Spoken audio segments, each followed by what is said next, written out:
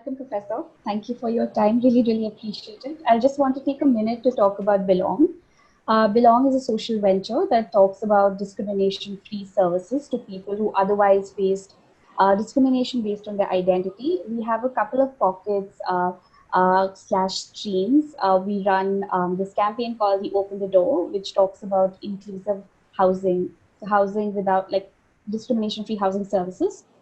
We also have the Belongg Book Club and Library, which talks about inclusive literature. And lately, I think last week we had like a full 4-day online literature festival on various themes.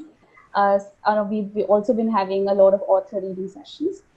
We also have something called the Belongg Mental Health Collective, which talks about how people's identities affect their mental health and what are the culturally competent practices approach people with various identities. And finally, we have the Belongg Research Collective, which is what we're a part of right now.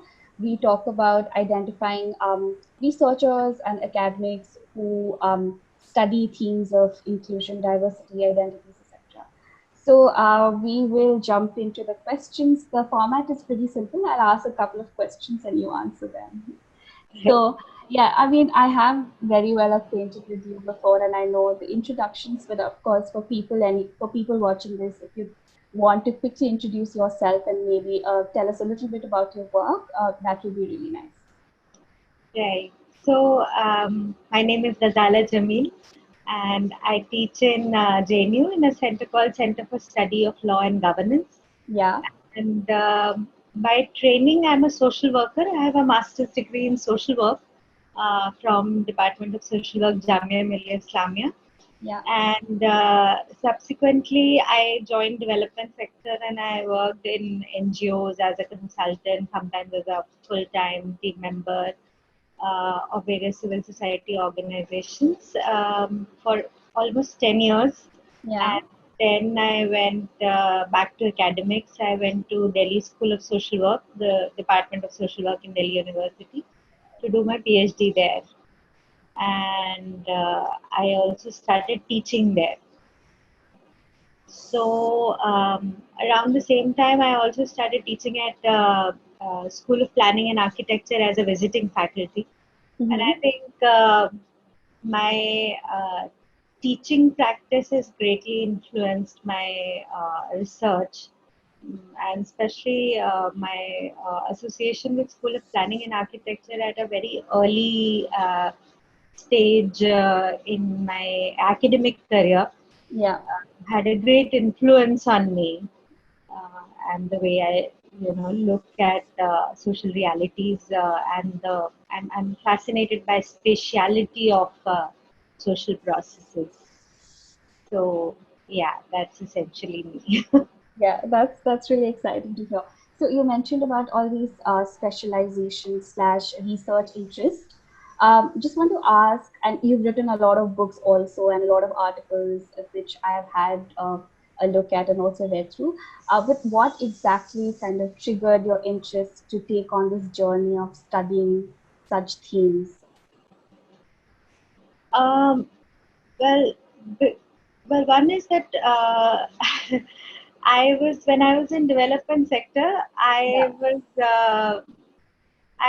that partially because of my young age at that point of time, I wasn't really taken seriously. So I thought, I'll get a PhD degree and maybe then people will take me seriously. Yeah.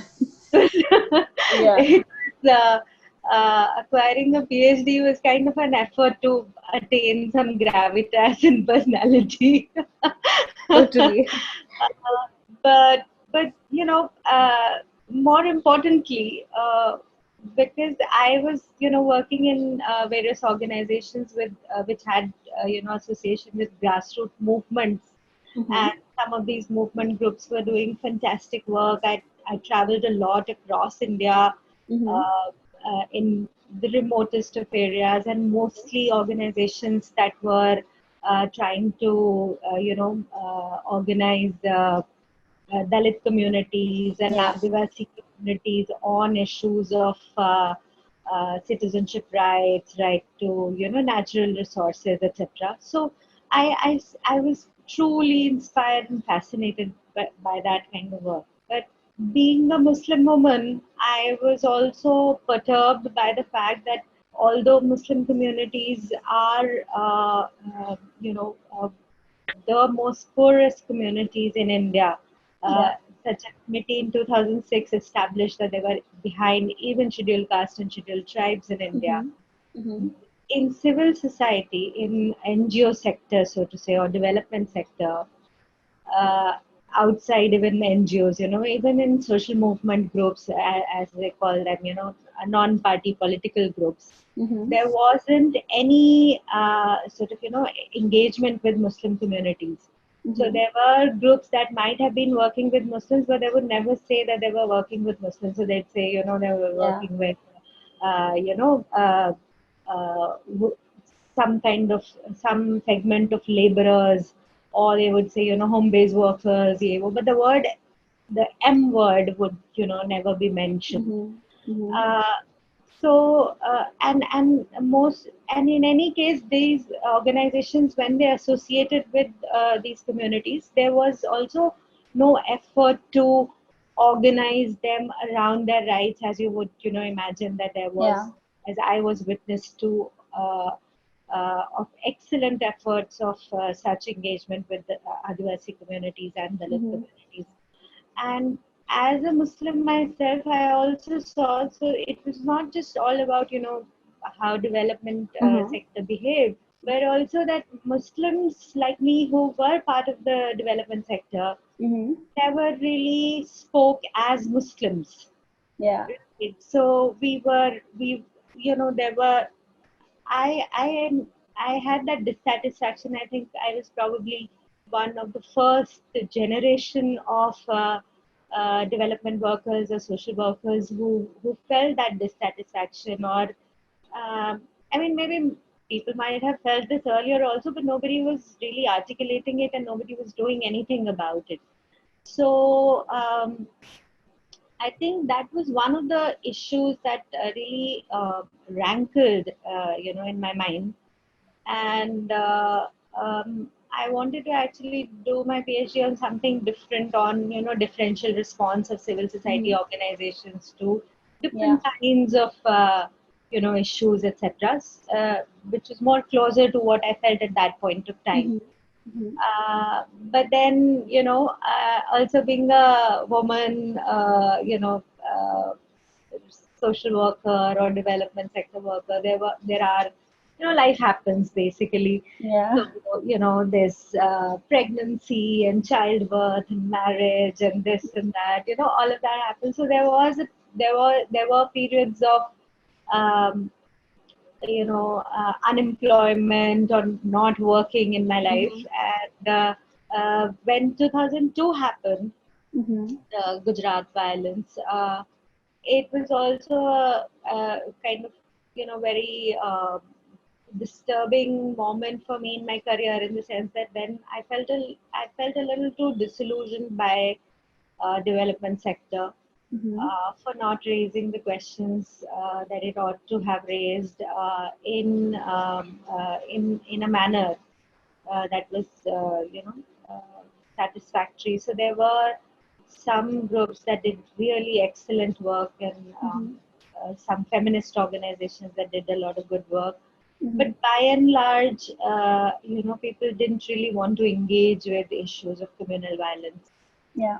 Uh, so anyway, basically these were the kind of things that were going on in my career that made me do the kind of research that I eventually did.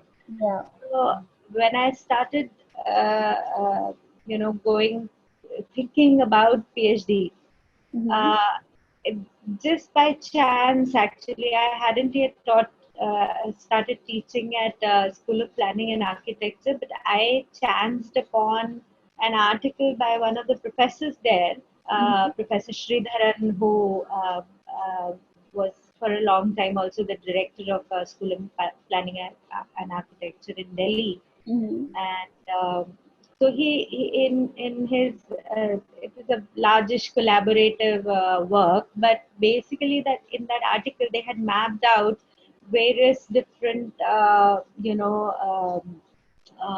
development indices, and whatever data was already available, it was all mapped, and it was a paper about Delhi, and I could see that there were, if you took a look at various the development indicators, let's say for example access to clean drinking water, potable water, or various indices related to health, like infant mortality, etc., Mm-hmm. etc., or any other spatial indexing, like Yeah. very interesting for me to see those maps and to see that there were concentrations, spatially there were concentrations within the city where all of this overlapped, right? So if Yeah. the population density was very high, built structure was quite dense, and there were no open spaces, no greenery, then it also meant that it kind of you could kind of close your eyes then and say, well, these would be the spaces where there would be lack of civic amenities also. Mm-hmm. uh, there would also be health indicators would be quite bad, their performance, the people's performance on those fronts will be quite bad. So I started thinking of marginalization as a spatial thing, something that happens in space. It's not just a socio-political process, but it Mm-hmm. happens somewhere, right? It Yeah. doesn't happen, just equally everywhere. Agree. Nor did it happen uh, in terms of, when the earlier Chicago school thing about concentric circles and, city structure being in a certain way. So when you looked at that map, you looked at it and you thought, well, these are neighborhoods that you could actually recognize as neighborhoods that house certain identities. They were not just, any neighborhood. So Delhi was not really a mixed locality, although all the myths about metropolitan cities being those places where you could actually lose your identities and become part of it or belong truly, so to say. Uh, Yeah. but so I was noticing all this, and I thought, well, this is what I want to do. So I wanted to kind of explore that further and combine that with my dissatisfaction with the way Muslims were portrayed. Because when I started reading about urbanization and urban marginalization, etc., I realized while doing my review of literature that almost all of that literature had no mention of Muslims, as if Muslims did not exist in the city. Well, Mm-hmm. one is that identity itself was not really something that they were the most of these scholars and researchers were Mm-hmm. engaging with, partially because there was no data, Mm-hmm. and uh, uh, and even when there was data, which was not greatly disaggregated, it was mostly related to scheduled caste and scheduled tribes. So there was some rare mention of SCs and STs, but there was literally, no mention of Muslims. Mm-hmm. Uh, Partially also because whenever they wanted to say Muslims, they'd say minorities. So, Yeah. Yeah. replace one M word with another M word Yeah. and Yeah. use it as an euphemism. So therefore, I thought that I will focus on Muslims. And when I started looking at all the literature on Muslims, which of course I was already familiar with quite a bit, more than I was familiar with the urbanization literature, uh, I found that there was really, in most of the literature, either it was about socioeconomic backwardness of Muslims, Mm-hmm. Yeah. and the blame of this so-called backwardness was always laid at the door of their religion, Yeah. Islam. Mm-hmm. Or on the other hand, there was all this literature about violence, radicalism, Islamism, terrorism. There was that kind of literature. Yeah. So, and there was nothing else. There was nothing about, for example, if there's been since the 90s we talk about neoliberalism and so on. And so, did neoliberalism and privatization, globalization happen, and none of it really touched Muslims at all? in the city. I also noticed that such a committee actually put out a very interesting fact, which is that Muslims in India were mostly an urbanized community. They mostly lived in urban areas Mm-hmm. more than they lived in rural areas. So it was interesting that such a community had found no place in urbanization literature. Although, interestingly, then I went looking into history and I found that there was quite a lot of um, there were sources that actually looked into the nature of Muslim residential patterns or habitats, etc., spaces. So there was quite a lot of sort of recognition in advanced literature and history that actually looked at that.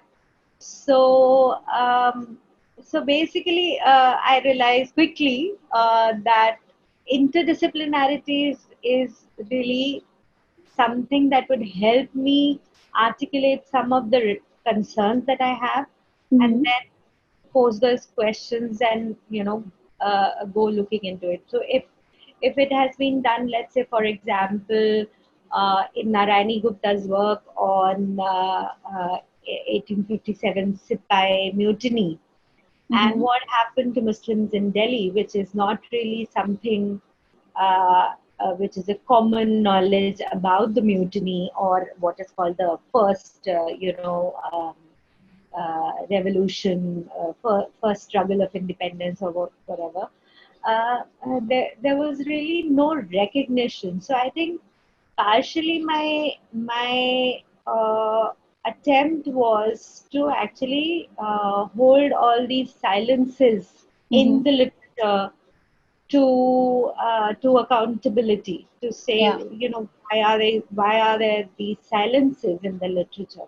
And when I started doing my field work, then I think it was truly amazing and eye opening for me also. I mean, I guess now and with hindsight, I would say that the best research is the kind of research where the person who is researching also learns something new. Usually, what happens in academic research definitely is that researchers go into degree programs Mm-hmm. already having drawn some conclusions about their subjects and they just confirm it in whichever way and write about it. So uh, then if that happens, then you can be pretty sure that you haven't really found out anything new. If Mm-hmm. you began with already knowing everything about your subject Yeah. and you write your entire dissertation in either 1 year in MPhil or 4 or 5 years or 6 years or more in PhD, then you haven't really found anything new and you haven't really contributed to the knowledge that exists about that topic. So I could say that I really educated myself. Of course. Well, I mean, I found two or three things really, really interesting from this conversation. A, of how, women are made to feel that they're not enough until they've overachieved, in order to make them feel that, yes, they have achieved something, which is what you also mentioned that you started on your PhD journey because you were made to feel a certain way. Also, the second two things is how you mentioned that there were literally no studies or subjects on Muslims, and also the way the study was done, projecting Muslims in a certain way, which I do plan to talk about through this conversation. But my next question is again very interconnected and follows up to whatever you just mentioned. Because you were a woman and you were also studying discrimination, through the lens of religion, with something which is, shockingly lacking in academia, I mean, the study of which. So, if you would like to talk about how and what were the challenges that you specifically faced while studying discrimination along the lines of religion. Well, I've been actually quite lucky. Okay. So there aren't too many stories of personal angst and personal discrimination. Mm-hmm. Not to say that it doesn't exist. Then of course, because I was doing research and I was also a teacher. Mm-hmm. And as a teacher, I had a kind of a ringside view. Sometimes, students don't realize how much teachers see. Yeah. You stand at the head of the class, and you can pretty much see everything that goes on there, and you kind of decide what to unsee and what to not, Yeah. you know, sort of remark upon. Yeah.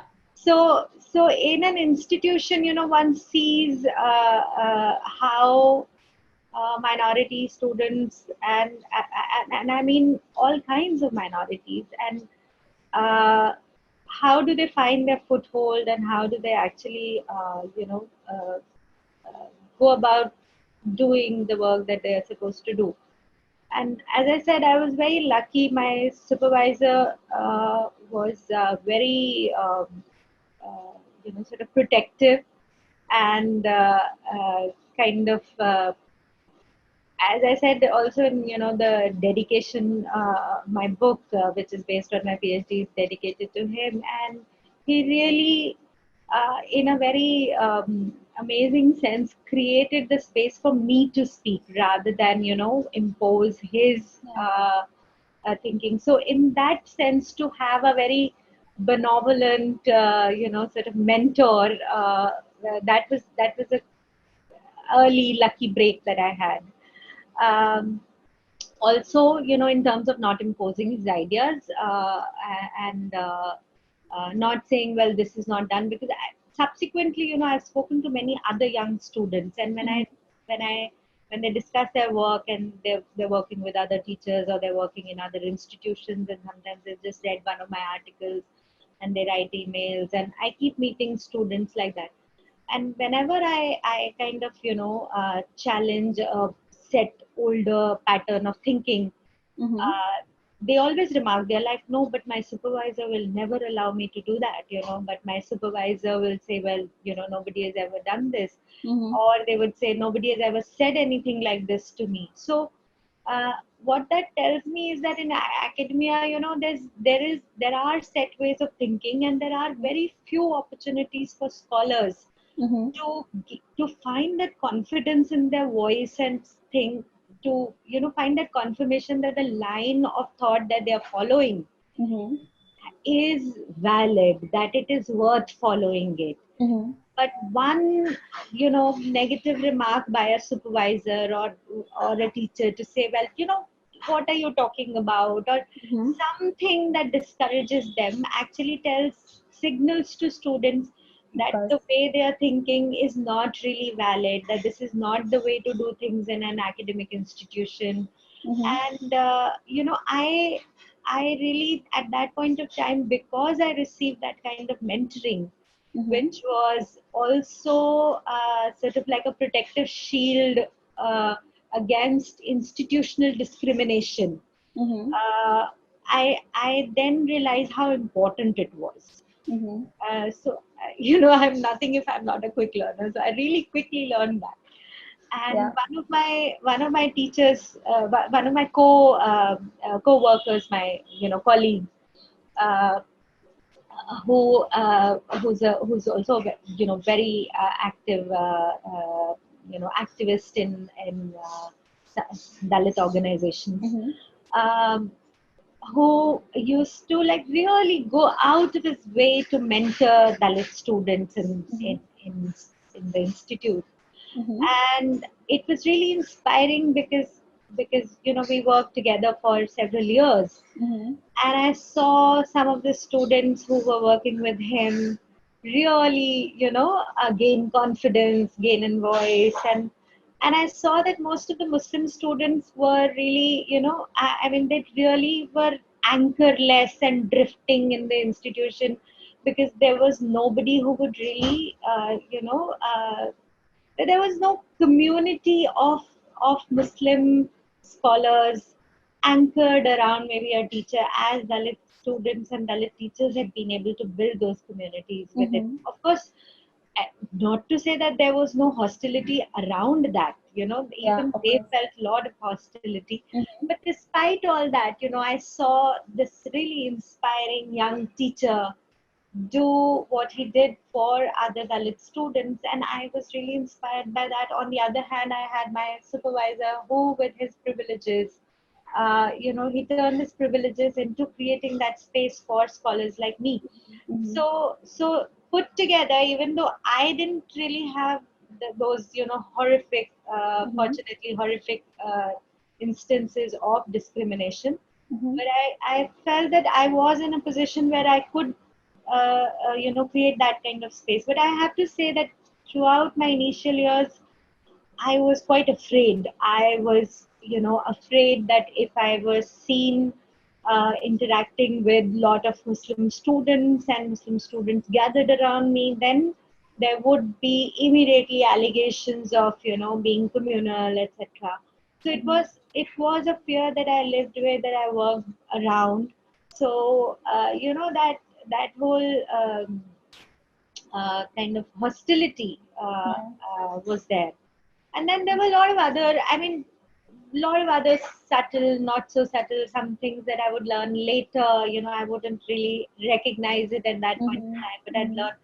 And definitely university spaces, and especially university like Delhi University, which is, Mm-hmm. sort of, even in best of times, has been passion for right wing casteist, politics. So the classroom was a very hostile space for me, Mm-hmm. as a younger woman Mm-hmm. and as a faculty member who didn't have a permanent appointment in the department at Mm-hmm. that point of time. Mm-hmm. It was a very hostile space for me, and I had to really struggle and prepare very hard. I couldn't relax even for one moment. I had to anticipate what kind of grilling would I get. It's not just anticipating the curiosities of your students, but Mm-hmm. it is also anticipating the hostilities of, people who are supposedly your students. Your Mm-hmm. your your It is your job to help them learn better, Mm-hmm. but they are seeing when they see you at the head of the class is your identity, which they could corner you into and get Mm-hmm. to you. So it was a those were the kind of things that I experienced. Mm-hmm. And as a result of that, I think I developed a streak in me, which was, more of a fighting streak. And so it was, but it was very challenging, and I wasn't it was stressful, but I wasn't afraid. Mm-hmm. I lost my sleep. I would study non-stop, and I was teaching in two institutions.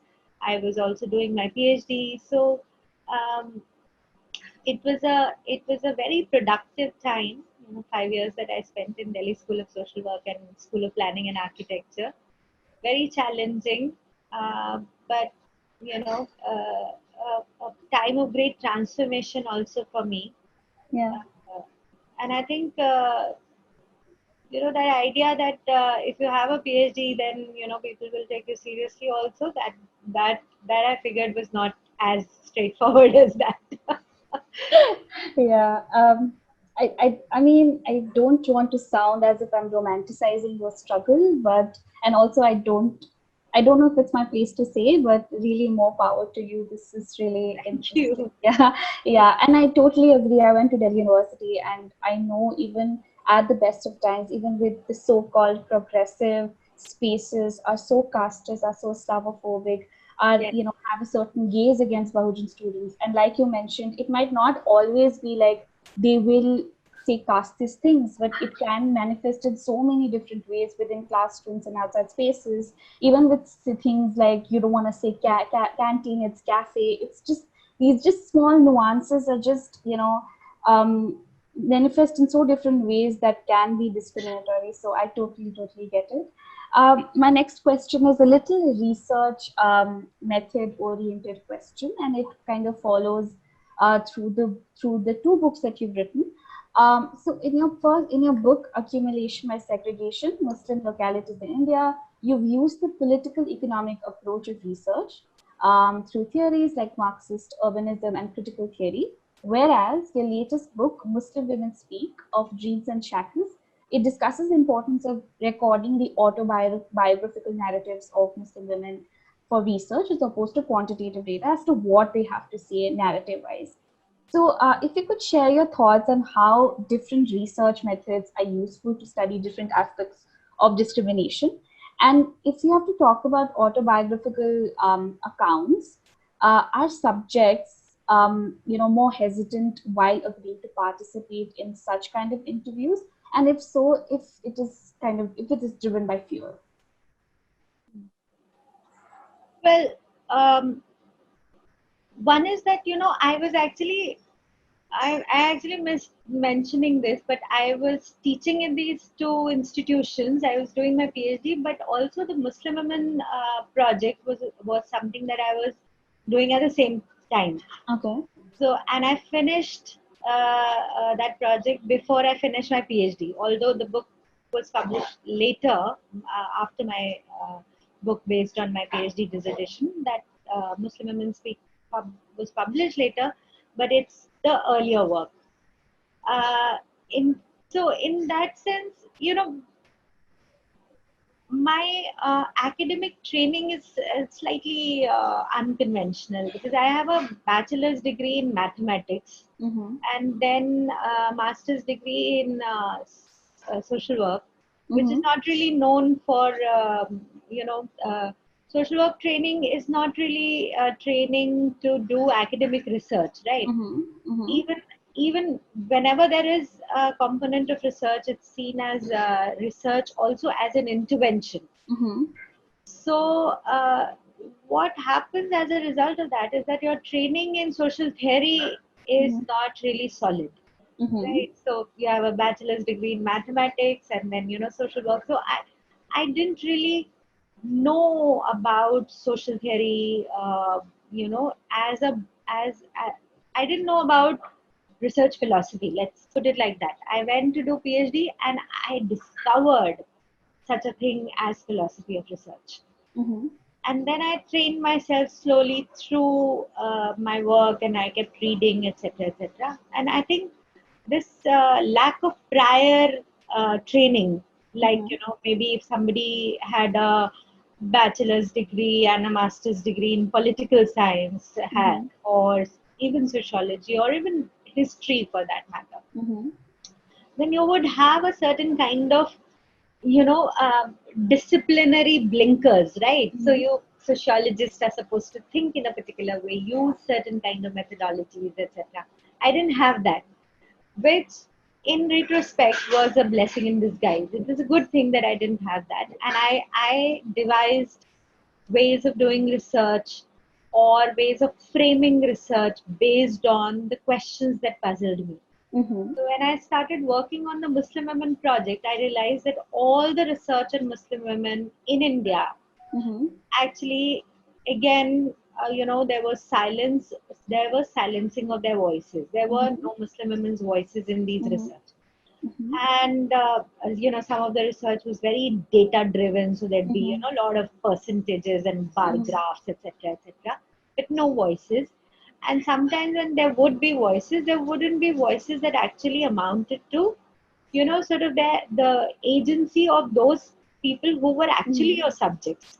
For example, if in a book on, Muslim women's education, you would interview maybe only experts and principals and administrators and academic experts, but the Muslim students themselves had no voice in such a book. So that was my biggest discovery, and this project was kind of a commissioned project by ActionAid India, and they actually wanted to do a survey.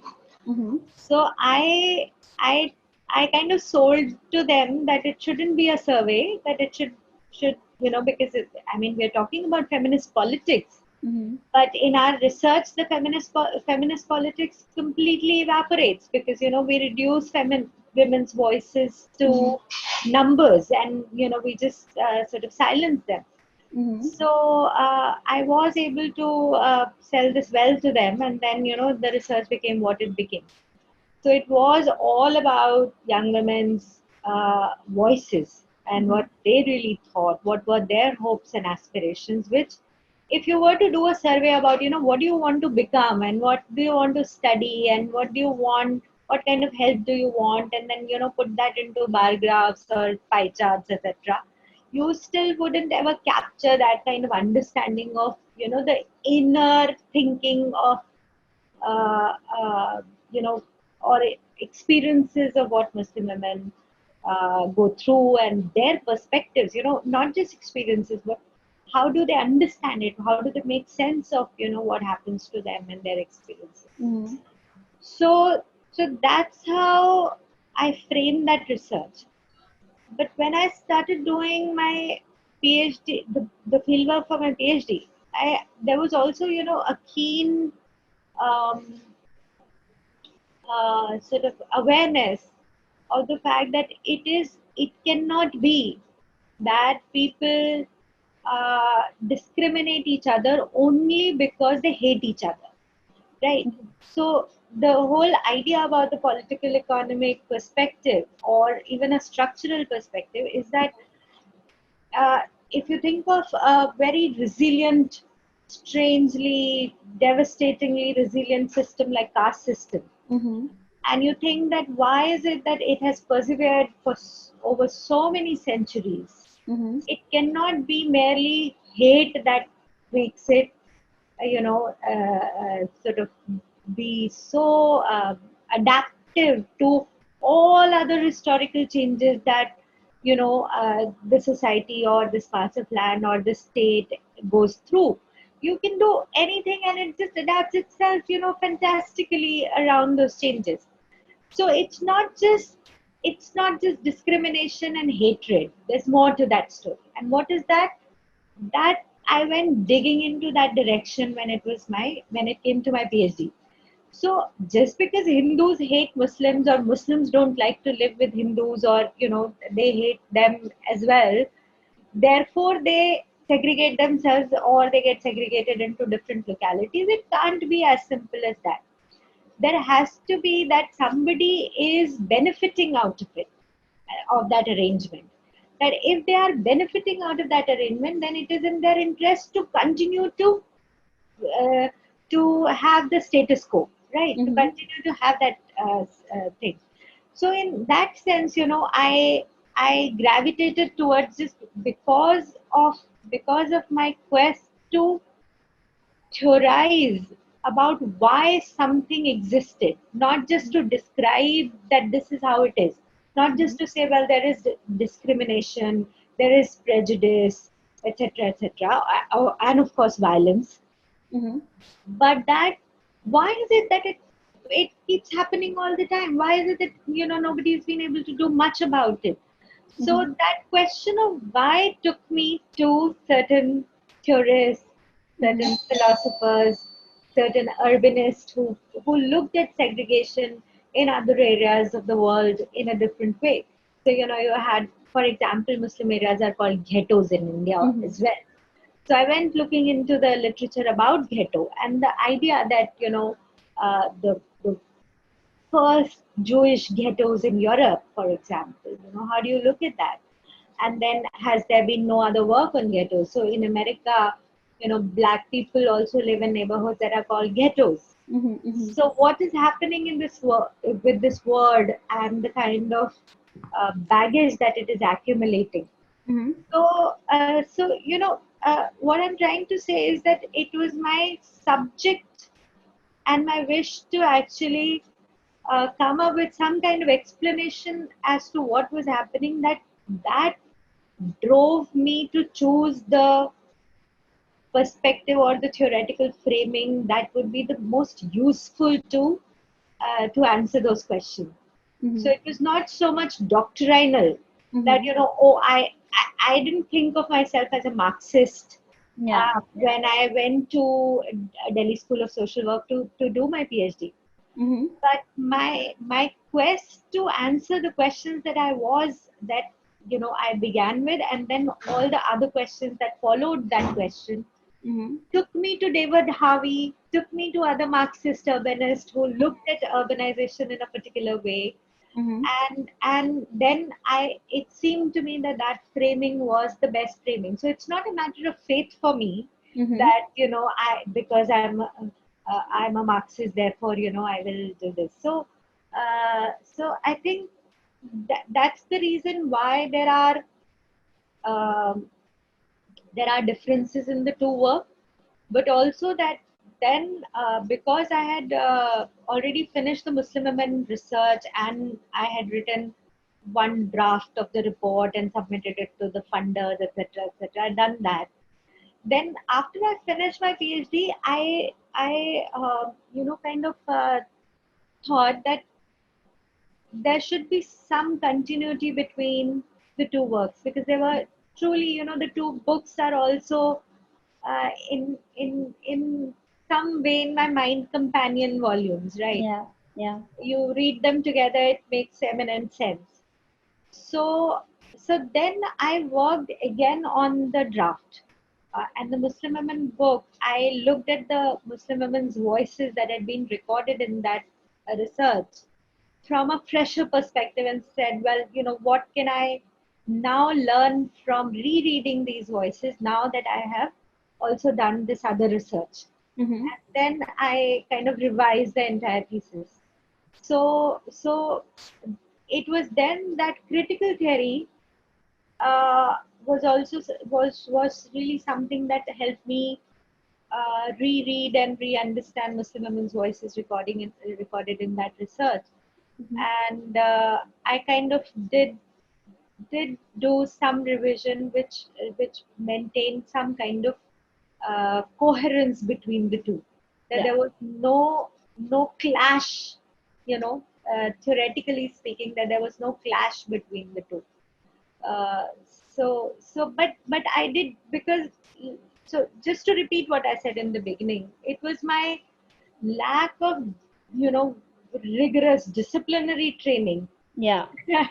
that actually helped me choose perspectives that were more suited to the the academic requirements of my project and also the political requirements of my project. Right? Mm-hmm. Those are not two separate things.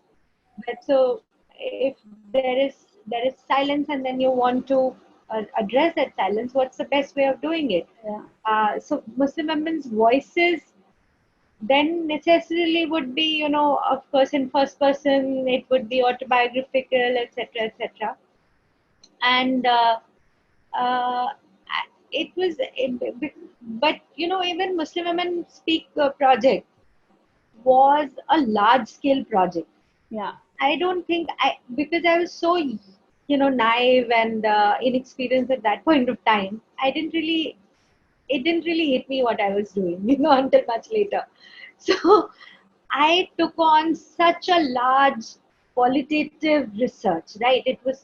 You do a survey of 10,000, participant, and that's considered a large survey, right, in research. But several thousand, girls participated in this research, and it was not a survey. It was, all narratives and autobiographical accounts and experiential accounts, etc., etc. I don't think such a large scale study of using those methods has been attempted. Mm-hmm.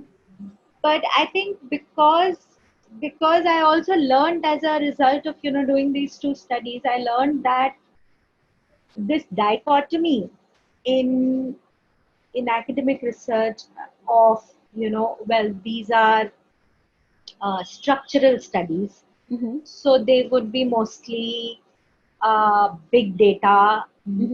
almost no voices, maybe one or two case studies to illustrate one or two important, interesting highlights. Mm-hmm.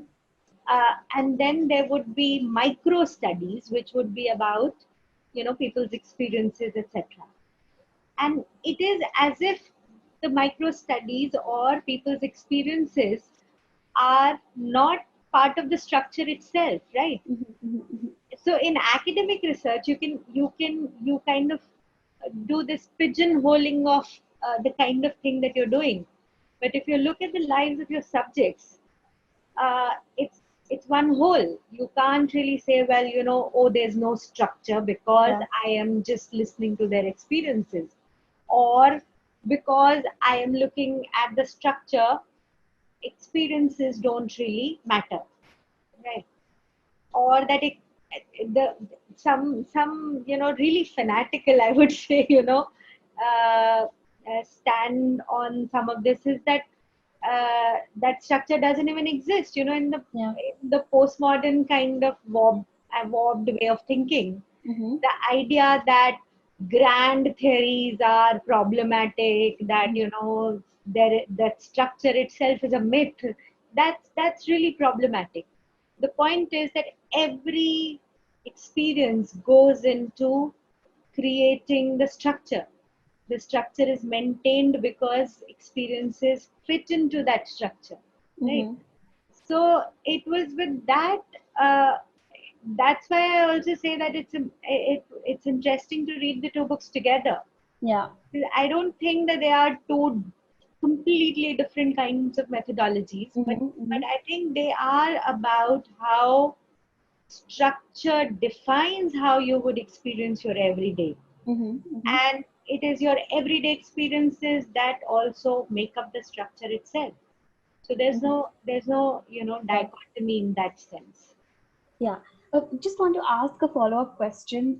Since you mentioned that there was a large, large sample size of people, and because you were specifically focusing on people's stories, like Muslim women's stories in general. So, what was there a kind of hesitation in Muslim women, talking about the stories? Was there a general sense of fear?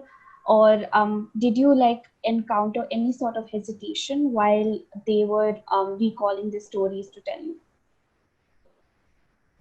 Well, yes and no, in the sense that no, there wasn't, in the sense that the the people who actually, so the way this research happened was that uh, you know about 15-20 young women would come together in a workshop kind of setting, Okay. and then there would be community-based workers who were also then field researchers, and some of these workshops I did myself, and Mm-hmm. there were some of my students also assisted me in conducting some workshops. Mm-hmm. And then there were people, women activists who were from community-based organizations Mm-hmm. within those localities, Mm-hmm. who also facilitated some of these workshops. So in the beginning of the project itself, we did a kind of training of trainers, which was an Yeah. experiential workshop itself. So all these women came together who were going to run the workshops in the other places in India. And then I took them through all the exercises, Okay. whatever they were supposed to do with the girls, I did with them. And in that first workshop, interestingly, the women, and these were mostly Muslim women, there were some non-Muslim women as well, but mostly Muslim women, and all of these women were they came and told me, they said, well, nobody has ever asked us all these questions, Yeah. so the questions, there were simple questions like, what do you think you'll be doing 5 years from now? What are your aspirations for Mm-hmm. future? There was one exercise that asked them about the aspirations of their mothers. What did if their mothers had told them about what did they think their lives would be like, Mm-hmm. and then in most cases the lives do not turn out to be like that, right? Mm-hmm. And then sometimes there is transference of those aspirations to children, and especially mothers to their daughters. Mm-hmm. So there were exercises like that, and so these women went through these exercises, and I think I've actually, in the book, I've written a chapter discussing some of these issues. It's Mm-hmm. called "Portrait of a Muslim Woman as a Researcher," Mm-hmm. and uh, most of the field researchers who conducted these workshops, they told me that, you know, there's one particular woman I remember who said, because I've gone through so many problems in my life, Mm-hmm. that sometimes I felt that did I just take birth in this world just to go through difficulties, and what is my existence worth, right? Mm-hmm. She said, it's not, I felt like I wasn't worth anything because not one good thing has happened to me, and Mm-hmm. I don't really matter to anybody, right? And she Mm-hmm. was just struggling, and then she was working in one of the NGOs, and then she participated in this workshop. She went back to her place and she conducted such a workshop herself. And next time I met them, just in a follow up, then she told me, she said, I felt that my experiences amount to something, Mm-hmm. because she said, when I asked these questions to the young women, and Mm-hmm. many of them were not able to answer those questions easily. Mm-hmm. And throughout the research, there were a lot of these instances, where, girls would cry a lot. तो वो बहुत रोती थी. कुछ भी सवाल आता था, and a lot of uh, weeping was a result of, as I understood later, was a result of course, a trauma, Mm-hmm. and just the stress of having to think of something completely new that usually don't contemplate, and then reporting on other people. So there was, of course, these workshops were not like really celebratory spaces. They were like really intense, uh, difficult spaces, but there was enough support, Yeah. right? And by, even if there were girls who just couldn't speak, they just cried, right? Mm-hmm. We initially, I thought, well, what is happening? They're all just, weeping, and where's my data? How am I going to write anything? Because they're just weeping. As a researcher, you tend to get Yeah. into that mode. Where's my data? Yeah. And it took me some time to realize that even that weeping in the workshop was a speech act. There was something behind that weeping, that they were trying to say something. But I think, because some of these field researchers were women who were already familiar with these younger women, because they worked in the same communities, and they were in some way or the other associated with the NGO, local NGO, that helped us organize the workshops. Mm-hmm. So we were not making cold calls on young women that we didn't know who they were. We weren't, just strangers Mm-hmm. knocking at their doors. We were people, essentially researchers were people who they already knew. Yeah. Although they were discussing something new, they were not, discussing Yeah. something that they'd already discussed. So in that sense, the difficulty was not so much about, how do we say this, but it was mostly about, that we've never even been given the opportunity to think about such things, right? Mm-hmm. Mm-hmm. So in one instance, I remember, I think it was in Jaipur, there was this NGO that had been trying to actually organize teenage girls into some kind of groups, and they wanted to do Yeah. some activities. And after many attempts, they had failed to do that. But then, the girls had come for this workshop because they said, एक दिन की बात है, तो उनकी mothers वगैरह associated थी उससे, they came, and then they participated very enthusiastically. It was a good workshop. They Mm-hmm. were very chatty and they spoke quite a lot. uh, and then, they would keep asking the community worker कि अगली meeting कब होगी, फिर से कब Mm-hmm. बुलाओगे वो meeting के लिए. So even though my work was done, my research thing was done, they started then meeting that same group of young women again, and then they were actually able to do that group activity that they wanted to do otherwise. So in Mm-hmm. some senses, I think the experience was very different for different localities, and Yeah. for example, in Kerala, Mm-hmm. there was a workshop in Kochi. Uh, there were the girls were very self-reflective. Mm-hmm. They were able to talk in very abstract way, and they were able to talk about experiences of Muslim women in other parts of India because they were aware of what was happening in other parts of India. Mm-hmm. They were also in some ways aware of, slightly aware of history, Yeah. or, just because they had thought about the place of Muslim women in society. Mm-hmm. So those workshops are different. But let's say, for example, workshop in Ahmedabad Mm-hmm. was really difficult because every every question brought up a traumatic memory. Yeah.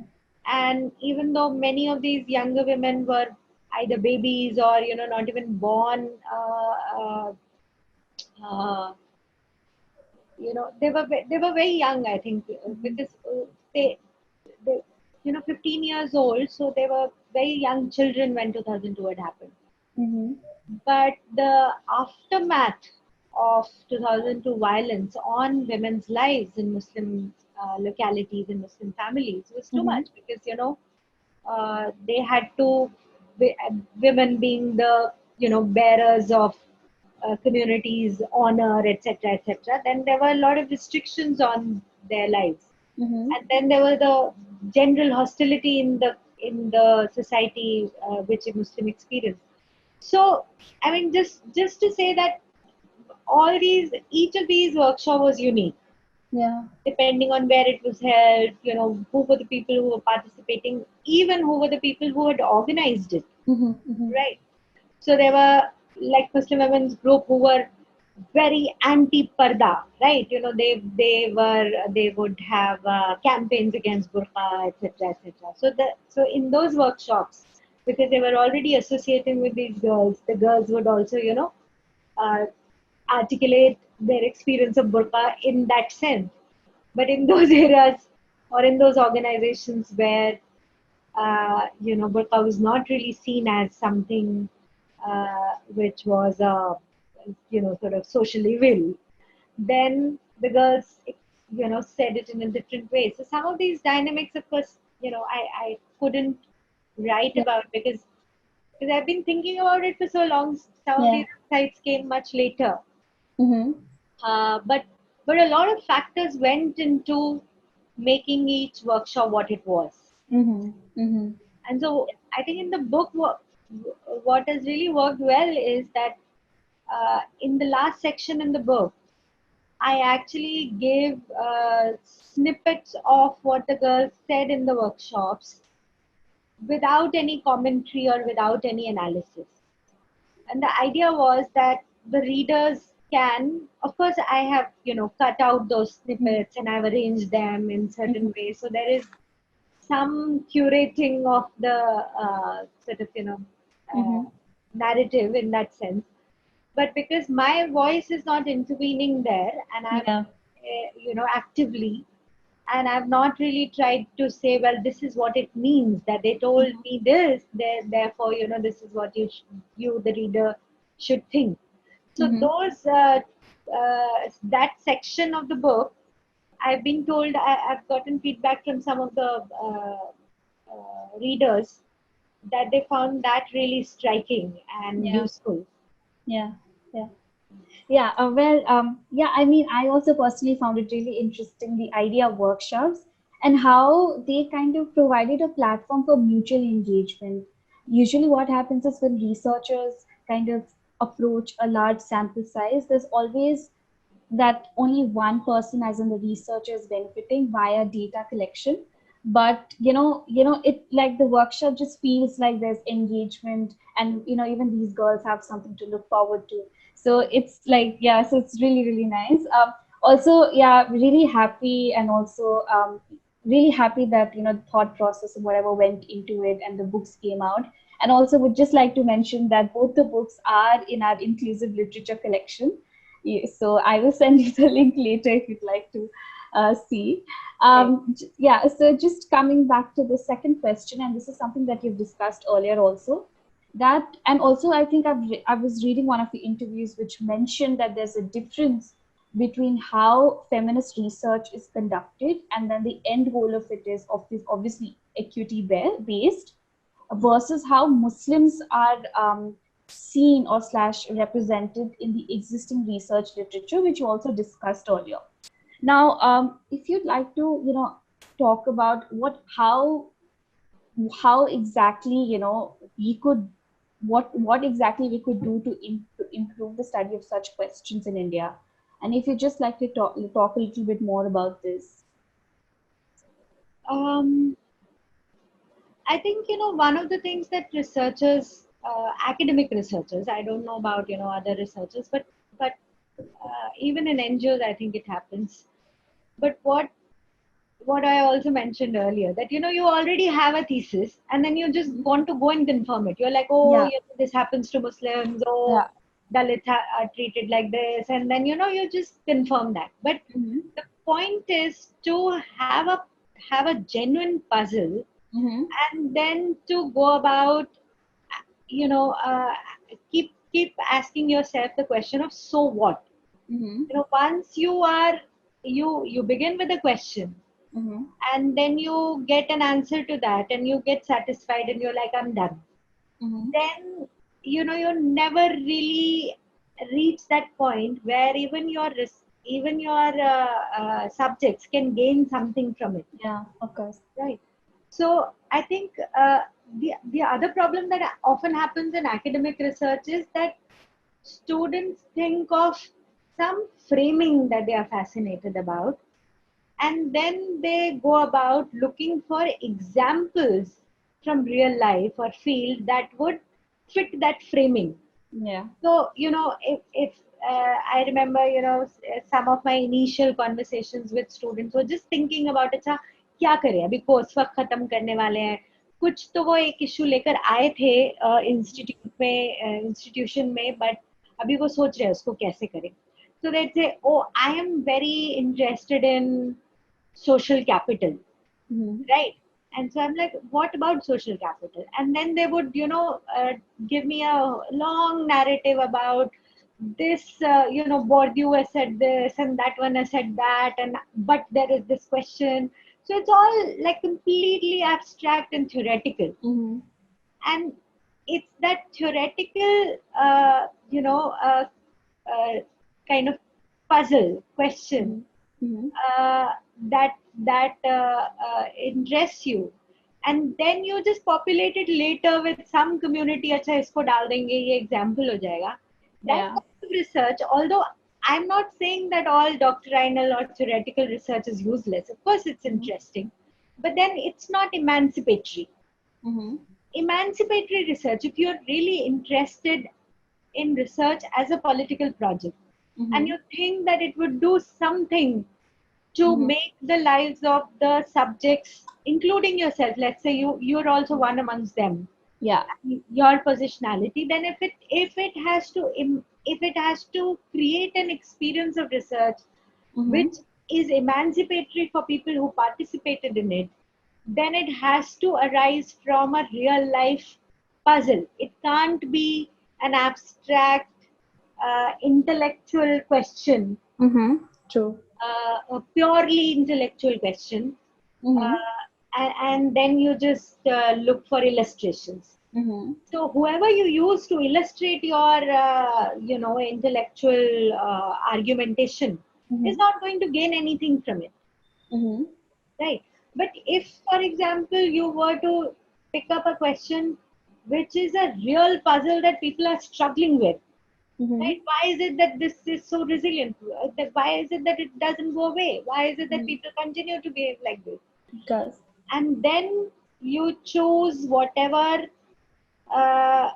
whatever concepts are useful for you to Mm-hmm. actually examine that.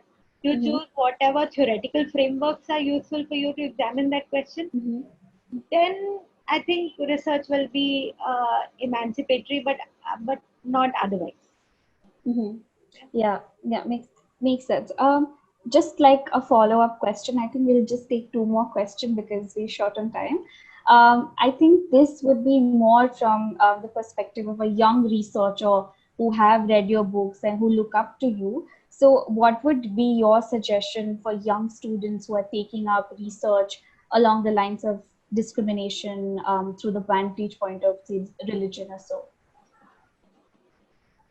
Well, one of the things I would say is that uh, if, like me, for example, you can't ensure that you don't really have a good training. If you have a good training, then try to unlearn some things as well. Yeah. What happens in the disciplinary silos? Mm-hmm. You get trained in a particular way, and you can only think of a problem in a particular way. Mm-hmm. It's always good in academic research to complicate. Never be afraid to complicate. Mm-hmm. You keep complicating your subject because life is complicated. And if you want linear narrative, if you want, well, this happens because of this happens because of, well, Butler House encounter happened, and because of that, students of Jamia Millia got stereotype like this, therefore their mental health has suffered. Neat linear narrative, but what it does is that it robs those people of humanity, of the fact that, well, yes, that also happens, but then, they also go home and they have families and they have friends and they have lovers and they have, positive experiences as well. And so instead of trying to give a linear narrative, complicate your problems.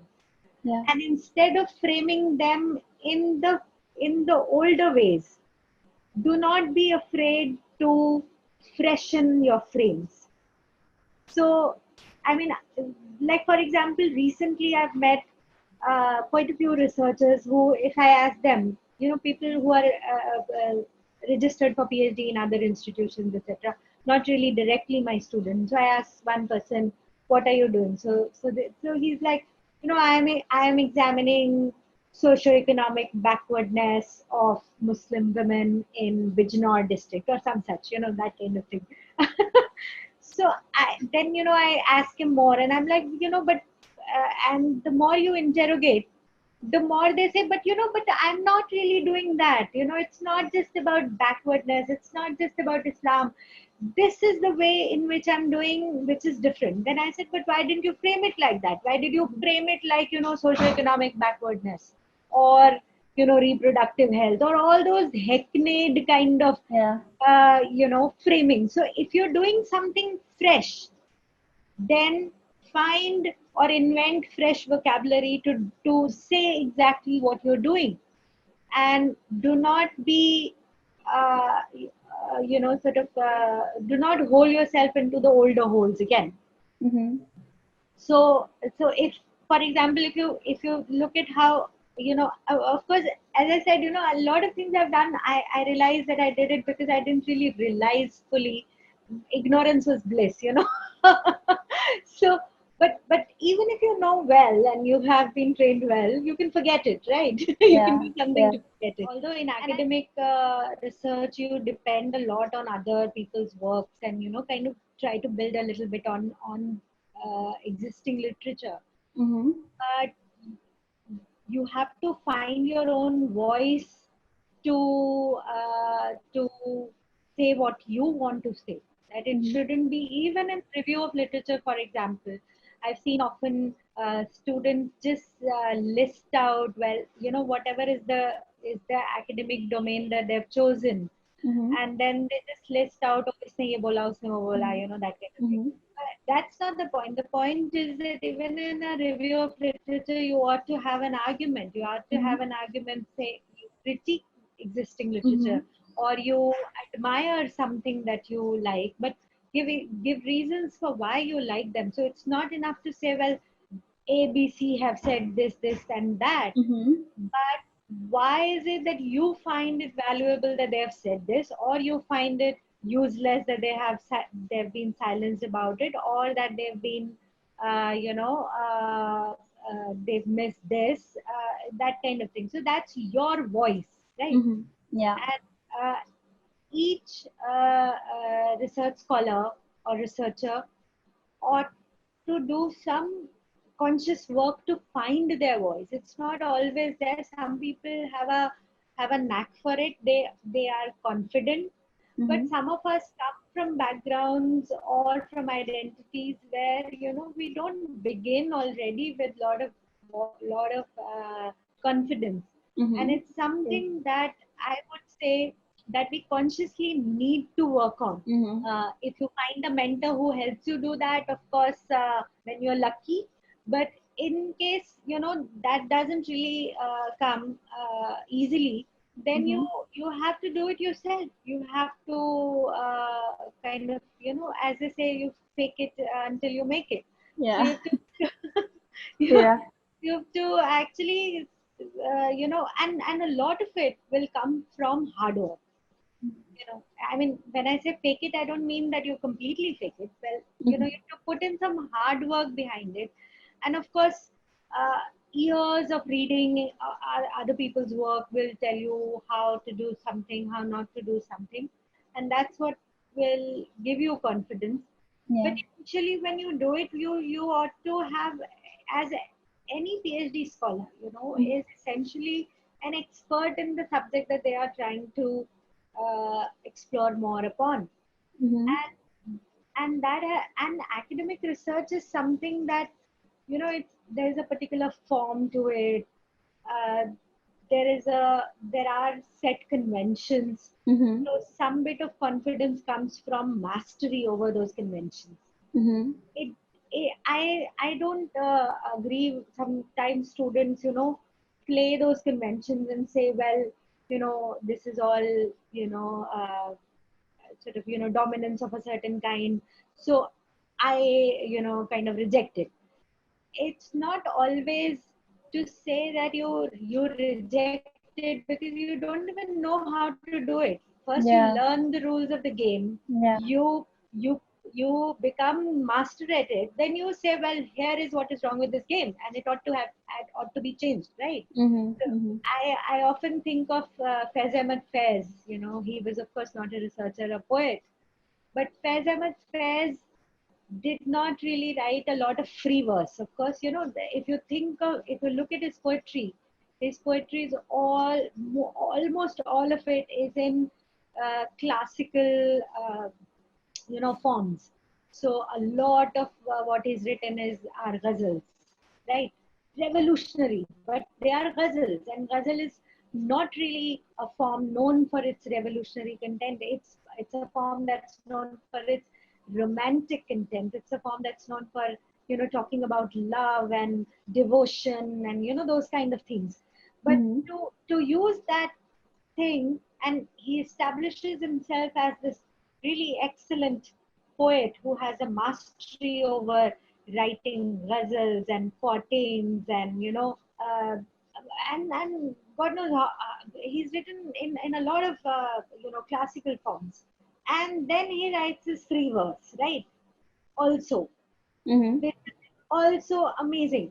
But if you're a poet who, I mean, poetry is in that sense not really a very good, but I Mm-hmm. like taking examples from art. But as a researcher, and nobody forces anybody to go and do PhD, right? Yeah. You want to do PhD for a certain reason. So Mm-hmm. once you've bought into the argument of academic research, right? आपने entrance exam लिखा, आपने interview दिया, आपने admission लिया है, उधर जाकर पूरे सिस्टम को खाली गाली देने से नहीं चलेगा. उधर जाके पहले उस सिस्टम को मास्टरी करना पड़ेगा, right? You have to Yeah. master the system, and then you have to do new things. You have to challenge that system from within. Otherwise, you can do revolutionary research outside the academia, Mm-hmm. isn't it? A lot of researchers, a lot of celebrated writers choose not to become professors, not to have gained PhDs, Mm-hmm. or sometimes you just fail to get a PhD because you're so amazing and revolutionary you can't fit. But Mm-hmm. don't make the lack of hard work an excuse for uh, you know uh, or a facade for this kind of thing. So if you master it and then you say, well, this is how I'm going to do it, then there's a lot of scope. And PhD, anybody's PhD is not necessarily their most important work. Mm-hmm. So, I would like to believe that my most important work is yet to come, that it was the act of writing that PhD dissertation was really teaching myself how to do research. And those Mm-hmm. conventions of, how to do referencing, what kind of language to use, Mm-hmm. how to paraphrase other people's work, how to integrate other people's work into your work ethically, and then find your voice, etc., etc. All that training, Mm-hmm. that's helpful. So my advice, as person who's completely invested in academia and its structures, is, well, if you're going to revolt against it, then there is, you know uh, you don't have to be a part of it. Nobody forces anybody to do that. But once you are inside it, first you have to uh, just be be very good at that game. Yeah. And then you can there is space for a lot of innovation. There's space, and it's difficult. I'm not saying it's easy. It's very difficult. And if you uh, are not, I mean, इत्तेफाक से आपको अगर कोई बहुत sympathetic supervisor nahi mile, if you don't find your community of your academic community where you can actually discuss with other people, then you have to create that academic community for yourself. You have to seek them. You have to go out of that sort of niche, seek out other scholars, engage with them, create opportunity for yourself to put out your work, put out your voice. So a lot of it is hard work, and it does require mentoring. Mm-hmm. It is structured like that, right? You Yeah. can't really, if you find a good mentor, it happens. So, and supervision is supposed to be that, but Yeah. sometimes, unfortunately, the experience is not so positive for all the scholars, and especially scholars who come from marginalized backgrounds and identities, find themselves in these spaces which are in many ways alien spaces. Universities are uh, sometimes teachers forget that universities can also be really hostile spaces, Mm-hmm. and our usual ways of understanding how to help students sometimes are not really helpful. Some of those experiences that I've had as a teacher with students from marginalized backgrounds is that sometimes we have to also find unique ways to help every unique student, True. right? So Mm-hmm. I'll just end this thing with one story that really stands out in my memory. Once in a faculty committee meeting, uh, one of the very senior professors said, well, and this is the time when OBC expansion had happened in Mm-hmm. Mm-hmm. Delhi University and other universities in India. But I was in DU, and OBC expansion had happened, so the class size was larger, and of course there were like this one quarter of students who came from that quota. And the this very senior professor said, well, these students are coming, and they're coming from really marginalized backgrounds, and they find it tough to understand many things. Language is a concern. And so she said, we have to simplify our syllabus. We have to simplify the way we ask questions and do assessment, etc., etc. So I said, well, I'm sorry, and I was also a teacher in the OBC quota. Okay, Mm-hmm. so I thought it was strange that they say that. Yeah. So I said, why are we not talking about what support do students need to Mm-hmm. actually make it to that standard of learning, instead of dumping down everything for Yeah. everybody and Mm-hmm. saying, well, these people have come from marginalized background, they've been disadvantaged, so let's give them substandard education, right? I am not a votary for giving people from marginalized background substandard education. They should get the best of education, and every institution should do everything in their power, and the individual teachers and education administrators should do everything in their power to make sure that they get the best possible education in that institution, instead of saying, well, थोड़ा plagiarism है, जाने दो, पास कर दो। तो आपने उसको सिखाया क्यों नहीं कि रेफरेंसिंग कैसे करनी है, पैराफ्रेजिंग कैसे करनी है? आप उसको रेफरेंसिंग करना, पैराफ्रेजिंग करना सिखाइए। ये मत कहिए कि प्लेजरिज्म है, जाने दीजिए। Right. So I think as scholars coming from marginalized background, we have to also insist on getting the best education for ourselves and not look for shortcuts, and create what is really indispensable and very difficult to do is to create communities of academic communities of scholars who can help each other. Right? Sometimes uh, one supervisor will not be able to help all students. So there has to be a community. It's just like, children. So you have to, parenting is not one person's job. Parenting takes an entire community. That's the best form of parenting. So it doesn't become a burden only on the mother, or and so on and so forth. Similarly, academic work also, although it's in many ways lonely work, but it takes a community to be able to do that lonely work.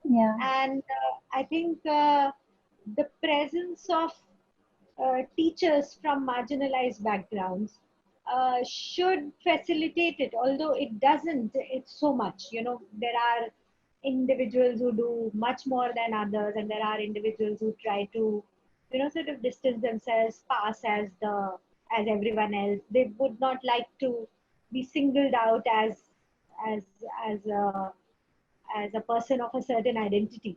Now, the problem is that all of us would like to transcend our immediate identities. But in order to transcend our identities, we should not, we shouldn't come into that position where we leave everybody behind and everybody is supposed to wage their own struggle alone.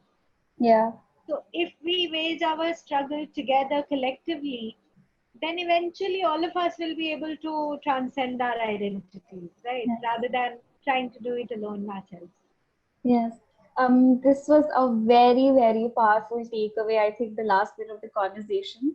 I have never felt so comfortable in an interview. I've done like about 5 to 7 interviews, but this is probably the best interview I've ever done.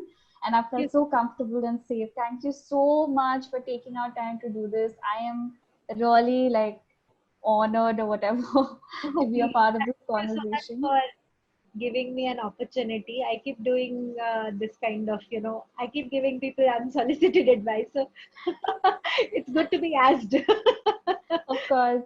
I mean, yeah, so it was just really whatever conversation we had, it was very, I mean, I personally learned a lot. It was a lot for me.